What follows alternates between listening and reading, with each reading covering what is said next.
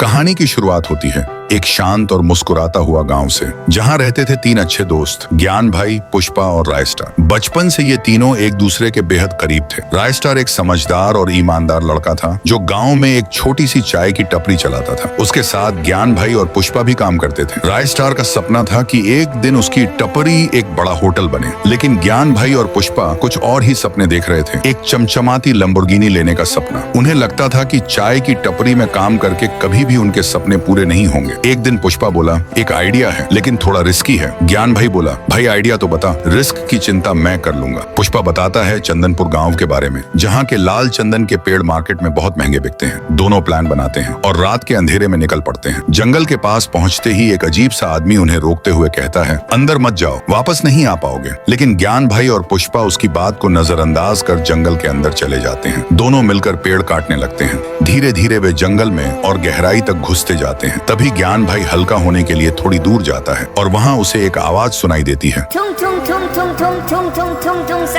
ज्ञान भाई डर जाता है। अचानक एक डरावना आदमी उसके सामने आ जाता है, लंबा लकड़ा। उसकी आंखों में गुस्सा भरा होता है। लंबा लकड़ा कहता है, तुम लोगों ने मेरे पेड़ काटे, अब तुम्हारा भी यही अंजाम होगा। और वो वहीं ज्ञान भाई को मार देता है। पुष्पा जब उसे ढूंढने आता है तो ज्ञान की लाश देखकर घबरा जाता है। वो भागने लगता है, लेकिन तभी उसके पीछे भी लंबा लकड़ा आ जाता है। पुष्पा भी बच नहीं पाता। अगले दिन सुबह रायस्टार अकेला दुकान पर होता है। तभी एक पुलिस जीप आकर रुकती है। पुलिस वाला कहता है, चंदनपुर के पास 2 लाशें मिली हैं, क्या ये तुम्हारे दोस्त थे? रायस्टार सदमे में चला जाता है। जब वह चंदनपुर पहुंचता है और अपने दोस्तों की लाश देखता है तो टूट जाता है। तभी उसे वही अजीब आदमी मिलता है जिसने रात में ज्ञान और पुष्पा को रोका था। वो आदमी कहता है, मैंने मना किया था, मत जाओ, लंबा लकड़ा मार डालेगा, लेकिन उन्होंने मेरी बात नहीं मानी। रायस्टार समझ जाता है जंगल में कुछ है, कुछ बहुत खतरनाक। उस रात के 2 बजे रायस्टार अकेला उसी जंगल में जाता है। वहीं पेड़ के नीचे बैठ जाता है शांत। तभी वही आवाज आती है, थुंग थुंग थुंग थुंग थुंग थुंग थुंग थुंग थुंग सहूर।